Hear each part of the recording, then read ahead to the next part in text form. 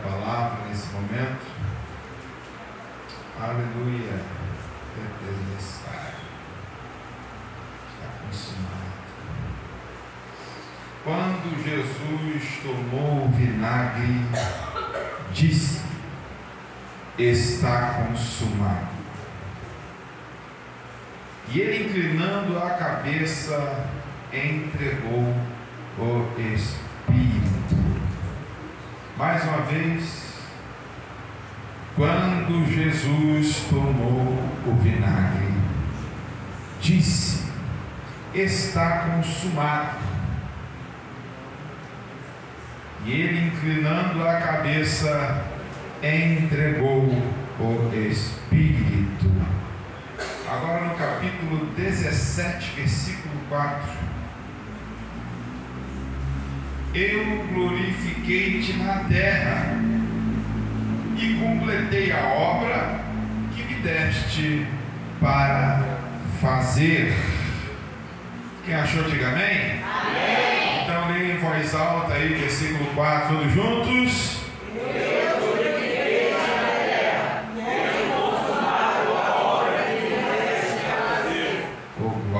Pode sentar-se glorificando e exaltando o nome do Senhor. Amém? Jesus é digno de toda honra, toda glória, todo louvor e toda a adoração. Para falarmos desse texto, vamos precisar escorrer por algumas partes da história da antiga aliança, do Antigo Testamento. A Bíblia declara que quando o homem peca lá no jardim, na banda do Éden, quando o homem falha, há uma sentença sobre o homem, há uma sentença sobre a mulher e também uma sentença sobre a serpente.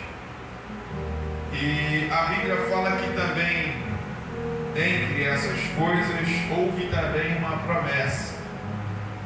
A promessa é que nasceria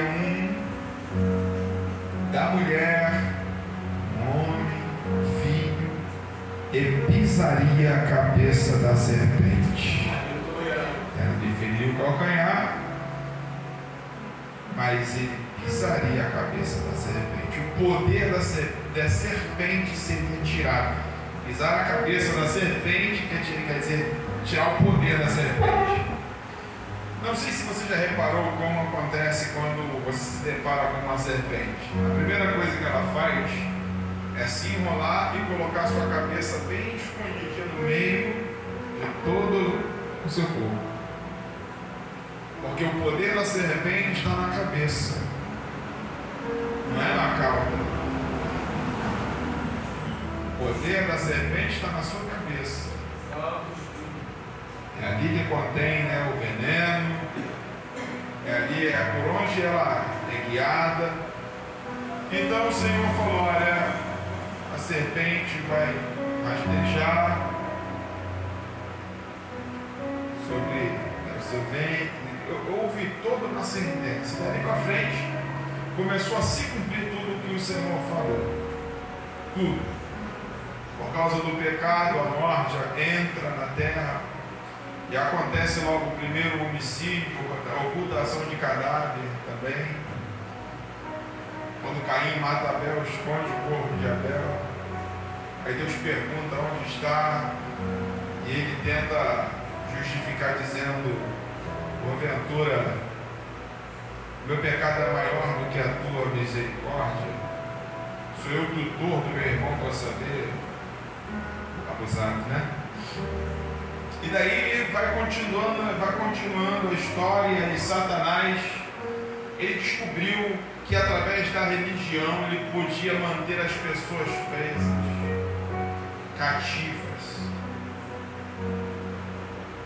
Nós vemos que no Antigo Testamento, na Antiga Aliança, o povo de Israel se deparava com muitos povos que eram povos idólatras, povos que serviam a variados tipos de deuses. E o Senhor sempre condenou a prática da idolatria. Tanto que um 10 mandamentos é: não terá outros deuses além de mim, não fará para ti imagem de escultura, com aparência no céu, na terra nem debaixo da terra, não há, prestará culto, nem adorará. Então o Senhor trouxe o povo de Israel para uma linha muito forte, para buscar de volta ali a comunhão que foi perdido lá no jardim, quando o homem peca. E Deus, para poder limpar o homem, porque aquele povo, quando estava no Egito, aprenderam muitas práticas de idolatria também, porque os egípcios eram um povo idólatra. Então Deus decide agora levá-los a caminhar no deserto. Que propósito a caminhar no deserto? O deserto é lugar de purificar, de limpar. Então ali no deserto Deus queria que eles abandonassem tudo aquilo que eles tinham trago ali no Egito. Então ali no deserto o Senhor daria a eles novas experiências. O Senhor ia se manifestar a eles de maneira poderosa, para que eles viessem a entender que só existe um Deus, um Todo-Poderoso, um Senhor sobre eles. Mas Satanás, ele é enganador e opositor. Então se ele tiver que se disfarçar, se camuflar para enganar, ele vai fazer. E usou a religião, começou a usar até mesmo o Pentateuco, as leis de Moisés, porque nem todas essas leis foram de Deus. Tinha leis que eram de Moisés. Moisés passou para o povo andar, um respeitando o outro, o espaço do outro. Algumas delas o Senhor Deus revelou a Moisés e outras era uma questão de ordem. Então essas leis começaram a ser utilizadas, mas com um propósito errado. Porque o grande problema não, por exemplo, no país no qual nós vivemos, muitas pessoas falam que tem que mudar as leis, mas a verdade é que não é que tem que mudar as leis. As leis que existem precisam ser aplicadas por pessoas justas. E aí a lei, quando ela é feita para um propósito, mas quem utiliza a lei, utiliza para propósitos escusos. Não para o real propósito que ela foi criada. Então Moisés, ele tinha feito leis, e essas leis, né, eram para guiar aquele povo, leis que eram para levar novamente o povo a Deus, a buscar o Senhor, e daí por diante. Mas agora, algumas autoridades que se levantaram, né, por causa do poder, a usurpação do poder, começaram a utilizar para perseguir, para matar. E o pai está vendo o que está acontecendo. Eu vou dar um exemplo. Você é o chefe da casa. Aí você tem lá a família. E aí você sai e deixa para a sua família uma determinação. O que tem que fazer, o que não deve fazer, o que pode, o que não pode, até onde pode ir e tal, pronto. Você vai. E enquanto você está longe, quem está lá, você acredita que por respeitar você, por respeitar a tua autoridade, vão fazer de acordo com o que você deixou.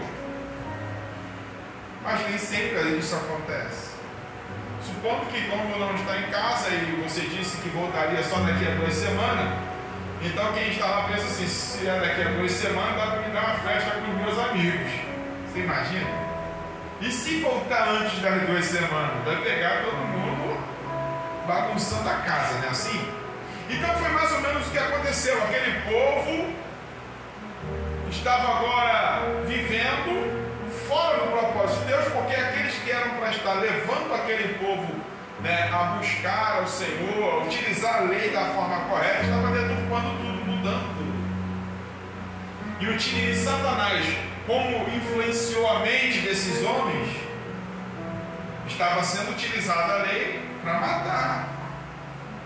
Eu vou te dar um exemplo do que acontece. A Bíblia fala que uma mulher ela foi pega no flagrante ato do quê? Do quê? Do adultério. Tá. Então, se ela foi pega no ato do adultério, não só contaram, eles viram, correto ou não correto? Pegaram acontecendo, né? Tá.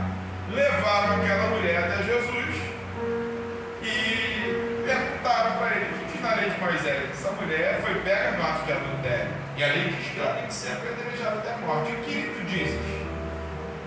Olha como eles utilizaram a lei. Presta atenção como isso é sério. Na lei dizia que o homem também tinha que ir junto e ser julgado também. Você entendeu ou não entendeu ainda? Por que levaram só a mulher e o homem não foi levado? Eu não sei se o homem era uma autoridade, era alguém muito poderoso, que não poderia aparecer, ou se foi um caso até criado, eu não sei. Mas levaram aquela mulher, mas cadê agora o homem? Se foi pego no flagrante ato de adultério, aonde está a outra parte que estava ali praticando? Deveria também ser julgado. Cristo não entrou no mérito.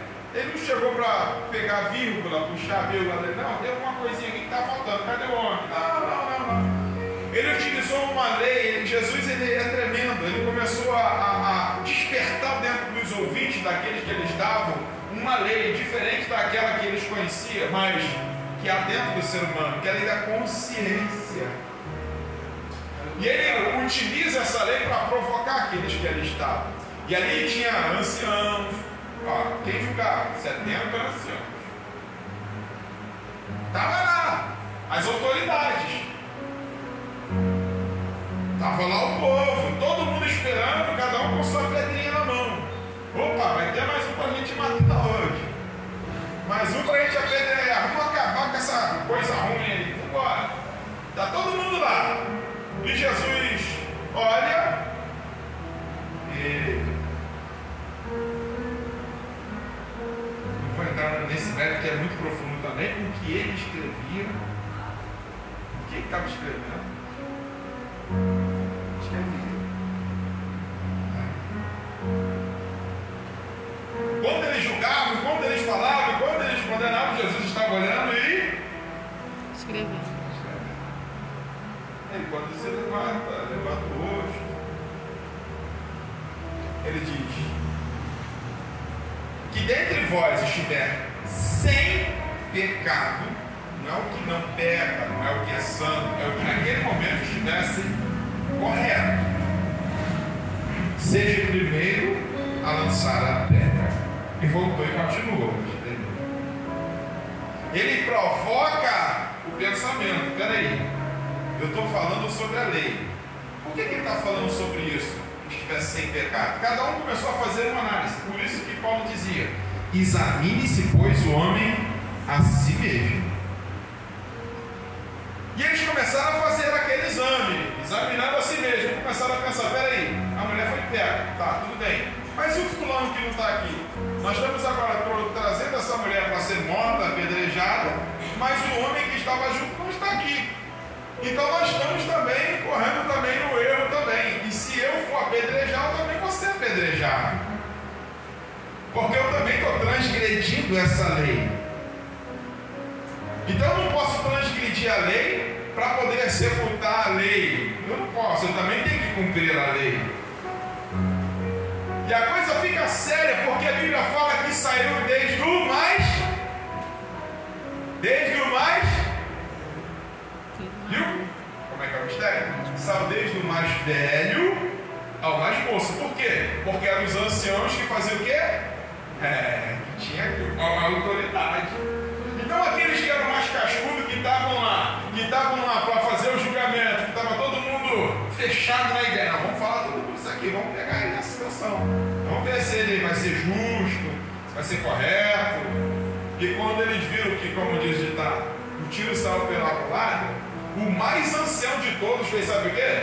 Pegou o seu rolinho assim, ó, botou debaixo do braço, baixou a cabeça e saiu pelo meio. E aí aquele que era mais novo, que aquele olhou e foi saindo também. E quando os mais jovens olharam e falaram: peraí, se os mais cascudos aí estão saindo fora, eu vou ficar nada? Tem coisa aí, tem caroço nesse angu. E até quem não sabia do assunto começou também a ir embora. E quando Jesus escrevia, não vou entrar no texto, porque senão o tempo já está até correndo, né, gente? Tá? Tem muita coisa para falar, o tempo está acabando, hein? Passa agora, gente. E quando Jesus escrevia com o dedo na terra, está escrito lá também em Jeremias, que ele com o seu dedo escreveria na terra o nome daqueles, sabe, que estavam corrompendo o povo, na intenção de apagar o nome deles. Você não entendeu, não? Aí a coisa fica séria. Por quê? Porque quando Jesus agora está mostrando para aquele povo que ele veio para executar a lei como ela deveria ser, aqueles que distorciam começaram a ficar apavorados. Foi por isso que Jesus agora, quando ele também conta e fala que o dono da vinha, ele deixa lá os seus trabalhadores, não é assim? Ele deixa lá os trabalhadores, fica à vontade, vai lá, realiza, trabalha. E eles ficam lá. E agora vai ser o seguinte, vamos tomar isso aqui. Vamos tomar. Ah, tá aí o filho aí, mas vamos tomar. Como eles usurparam ali o poder, queriam tomar também de posse a vida, pegaram o filho e mataram o filho. Ele estava falando dele mesmo, que por causa do reino ele seria morto. E aqueles que o levariam à morte física estariam fazendo isso por quê? Por causa do poder religioso, para não perderem o status, a posição religiosa que tinham.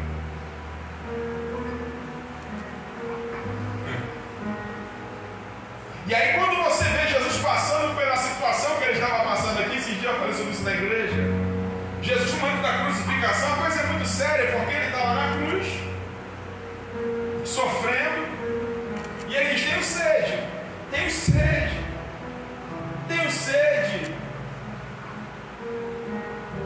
E aquilo que era chamado de esponja, que foi utilizado para embebedar o vinagre, era algo que era utilizado nos banheiros que tinham. Os banheiros eram públicos. As pessoas utilizavam aquilo para se lavar quando ia ao banheiro, ficar. Aí pegaram aquela esponja, embebedaram no vinagre, você entendeu o grau de humilhação? E colocaram na boca dele. Você está entendendo que ele passou por mim, por você? Glória! Você está entendendo que ele sofreu por mim, por você? E a Bíblia fala que após que ele tomou aquele vinagre, ele diz, está consumado! Quando ele diz está consumado, ele fala, acabou! Está encerrado! Eu cumpri a missão! Eu cumpri o propósito! E ele entrega o seu Espírito.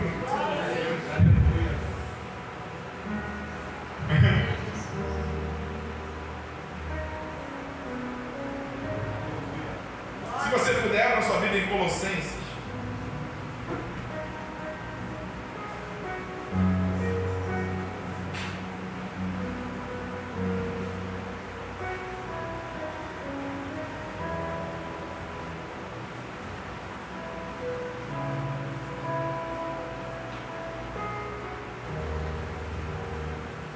Versículo 14 e 15 diz assim, do capítulo 2 de Colossenses.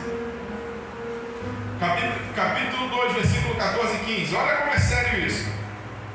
Apagando a escrita de ordenanças que eram contra nós, a qual nos era contrária, tirou-a do meio de nós, cravando-a na cruz. No versículo 15 ele continua dizendo, e despojando os principados e as potestades, os expôs abertamente, triunfando sobre eles em si mesmo. E aí a coisa fica séria, porque quando ele diz aqui, olha só, e despojando os principados e potestades, quando se fala de principados, está falando dos governadores daquele tempo.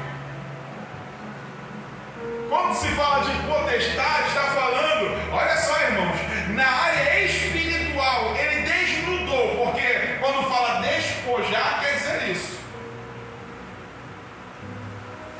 Deixou nu. mostrou a vergonha, que quer dizer, a vergonha que era naquele tempo, aqueles que governavam, aqueles que utilizavam o sacerdócio para matar, mostrou o pecado de todos, mostrou o erro de todos, mostrou e venceu, entregando a sua vida na cruz. E a Bíblia fala no versículo 15, despojando os principados e potestades, os expôs abertamente, triunfando sobre eles em si mesmo. Triunfar, ele venceu. Glória a Deus, aleluia. Mas sabe qual é a nossa maior luta? É que hoje nós vivemos em um tempo que nós temos a oportunidade de buscar a face de Deus, temos a oportunidade de buscar a presença de Deus, temos a oportunidade de servir a Deus, mas queremos andar como aqueles principais e aquelas potestades viviam, no engano, pregando o que não estamos vivendo, cantando o que nós não sentimos, falando daquilo que nós não temos a mínima vontade de fazer. E assim como o Senhor Jesus mostrou a nudez, mostrou a vergonha, assim quando o homem, quando peca lá no jardim, a primeira coisa que quando abre os olhos, eles veem que estão nus e sentem vergonha de se aproximar ali do Senhor, assim também aconteceu. Ele desnudou aquelas autoridades, ele desnudou o inferno e mostrou para Satanás que ele veio para cumprir a lei e para mostrar uma coisa, aleluia, que ele levou sobre si as nossas transgressões, ele levou sobre si as nossas dores, o castigo que nos traz a paz estava sobre ele, aleluia. Quem pode levantar a mão direita nessa noite para glorificar e exaltar o nome do Todo-Poderoso? Aí quando olhamos para o que Jesus viveu, o que ele passou, ele foi o exemplo. Por isso ele disse, no mundo tereis aflições. Ele colocou no plural, por quê? Porque tu não vai passar por uma luta hoje e amanhã tu não vai ter outra. Aleluia, cada dia nós temos que matar um leão, cada dia nós temos que sobreviver, cada dia você tem que servir o Senhor melhor do que você serviu ontem. Aleluia, Deus está chamando uma igreja que está olhando para a sua palavra, que está olhando, aleluia, para o madeiro, que está olhando para Cristo dizendo, eu quero te servir, aleluia, na beleza da tua santidade, eu quero te servir em espírito e em verdade, em espírito e em verdade, em espírito e em verdade, aleluia. Quem quer servir ao Senhor em espírito e em verdade, levanta a mão e exalte, glorifique e exalte o nome dele, meu querido. Porque muitos querem servir, mas não é em espírito nem é em verdade.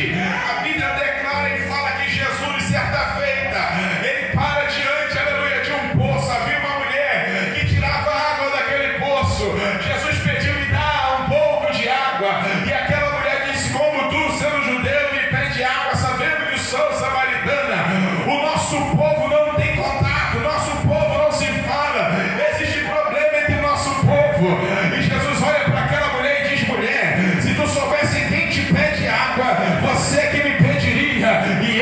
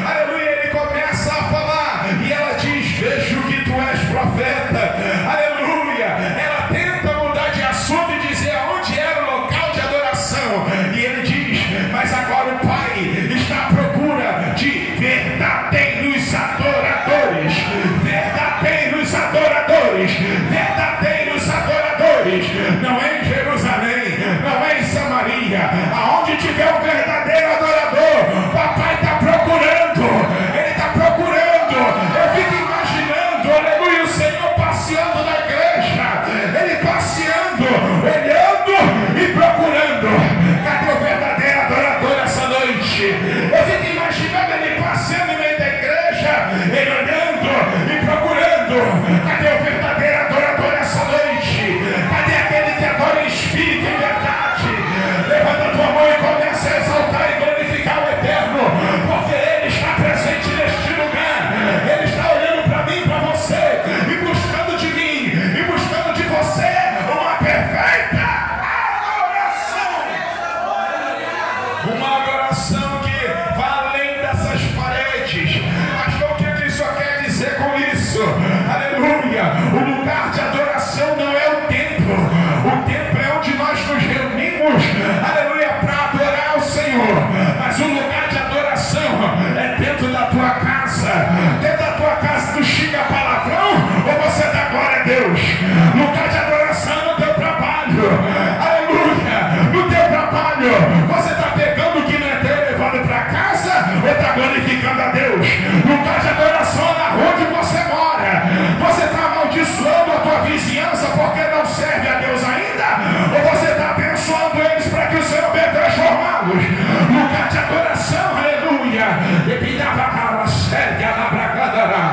Levanta a tua mão, começa a adorar o Senhor, querido. Lugar de adoração é quando nós colocamos o nosso coração como altar e falamos: Senhor, não quero que o meu coração tenha impureza. Que impureza é essa? O ódio, a ira, a cólera. Aleluia! O que tem que ter no meu coração? O meu coração tem que estar limpo. O meu coração tem que ser como um altar. Foi por isso, aleluia, que Deus levantou o profeta Elias naquele tempo. E a Bíblia fala que o profeta Elias, antes de clamar, antes de pedir fogo do céu, primeiro ele reparou o altar. O altar, aleluia, representado por 12 pedras. Cada pedra representava uma família. A igreja não é o templo físico. A igreja começa no teu lar, na tua casa. Aqui se reúne as pedras, aqui se reúne e aqui é formado um grande altar. Aí Deus lá no céu manda fogo, aleluia. A glória dele se manifesta no meio do altar. É importante que nós ofereçamos ao Senhor sacrifício vivo, santo e agradável a Ele. Aí nós entendemos o que está acontecendo aqui. Jesus desnudou aquilo tudo, mostrou aquilo que estava escondido, mostrou aquilo que estava oculto. Porque vivemos um tempo hoje, irmãos, infelizmente, que a cada dia mais e mais a arte da oratória ela é aperfeiçoada. E que tem uma dicção boa, quem fala bem, domina as mentes através da fala. Mas o que o Senhor está procurando é aqueles que têm um comportamento que condiz com o que fala. O que está fazendo, aleluia, muitos sofrer, o rebanho de Cristo sofrer.